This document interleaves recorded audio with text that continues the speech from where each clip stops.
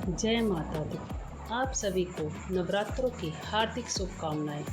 आज की इस वीडियो में हम आपको सुनाएंगे नवरात्रों के दूसरे दिन सुनी जाने वाली माता ब्रह्मचारिणी की संपूर्ण कथा। दूसरे नवरात्रे में माता ब्रह्मचारिणी को प्रसन्न करने के लिए ही व्रत किया जाता है। साथ ही आप सुनेंगे माता ब्रह्मचारिणी की पूरी पूजा विधि। आपसे प्रार्थना है कि यह कथा अंत तक अवश्य सुने, क्योंकि अधूरी कथा सुनने से पाप लगता है।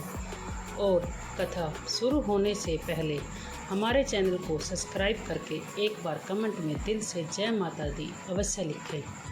माता ब्रह्मचारिणी नवरात्रि के दूसरे दिन इस कथा को सुन रहे सभी भक्तों पर विशेष कृपा बरसाएं।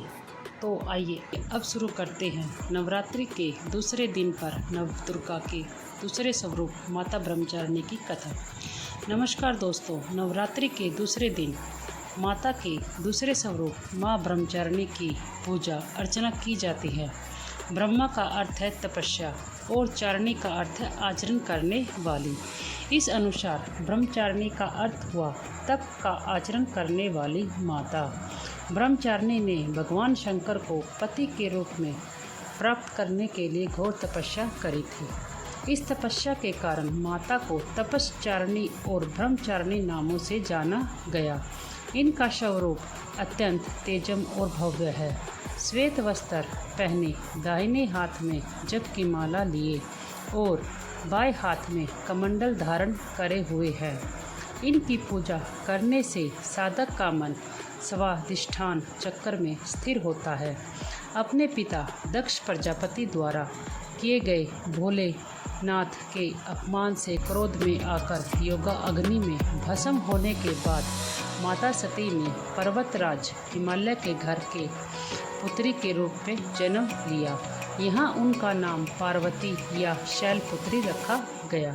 जब पार्वती बड़ी हुई, ब्रह्मा जी के मानस पुत्र देवर्षि नारद ने उन्हें दर्शन दिए और उन्होंने पार्वती जी को बताया कि यदि वह तपस्या की राह पर चले तो अपने पूर्व जन्म के पति भगवान भोलेनाथ को वह पति के रूप में धारण कर सकती है। नारद मुनि के उपदेशानुसार भोलेनाथ को पति के रूप में प्राप्त करने के लिए पार्वती जी ने घोर तपस्या करी। उन्होंने 1000 सालों तक केवल फल और फूल खाकर तपस्या करी। फिर 100 सालों तक केवल साग खाया। कठोर तपस्या करते हुए माता ने खुले आकाश के नीचे बारिश, धूप और ठंड के भयानक कष्ट सहे।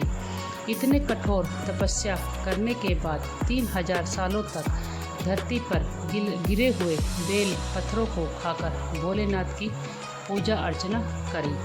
फिर कुछ समय बाद उन्होंने वह बेल पत्थर खाना भी बंद कर दिया। उसके बाद हजारों सालों तक उन्होंने बिना कुछ खाए पिए कठोर तप की। इस तपस्या के कारण देवी का शरीर दुर्बल, पतला और क्षीण हो गया। उनकी यह निर्बल दशा देखकर उनकी माता नैना को बहुत दुख हुआ। उनकी इस कठोर तपस्या को देख तीनों लोकों में हाहाकार मच गया। सभी देवता, ऋषि और पुण्य आत्माएं माता की तपस्या की प्रशंसा करने लगे।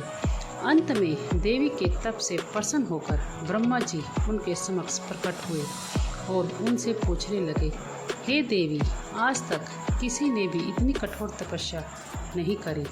ऐसी तपस्या केवल आपसे संभव है। आपके इस परम पवित्र और अलौकिक तपस्या की चर्चा चारों दिशाओं में हो रही है। आपकी मनोकामनाएं अवश्य पूरी होगी।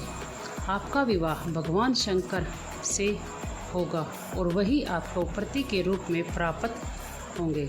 अब आप इस तपस्या को खत्म करें और अपने घर लौट जाएं। आपके पिता आपको लेने आ रहे हैं।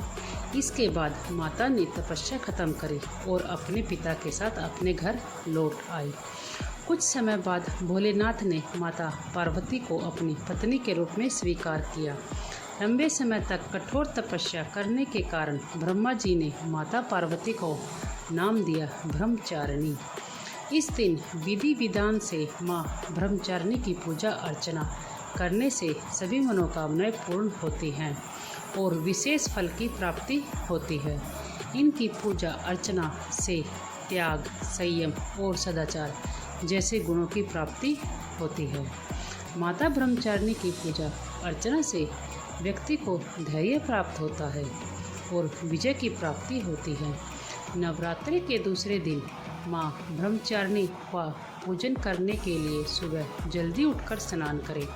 फिर पूजा के स्थान पर गंगा जल डालकर उसकी शुद्धि कर लें। घर के मंदिर में माता ब्रह्मचारिणी के समक्ष दीपक प्रज्वलित करें। अब माता का गंगा जल से अभिषेक करें। अब माता को अर्घ दें और इसके बाद माता रानी को अक्षत, सिंदूर और लाल पुष्प अर्पित करें।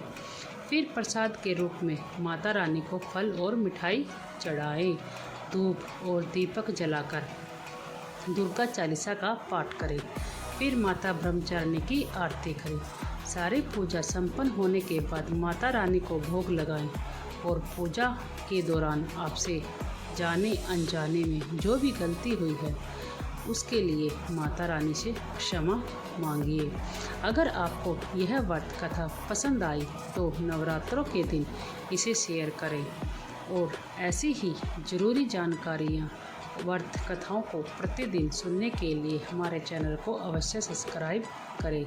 जोर से बोलो जय माता की, प्यार से बोलो जय माता की।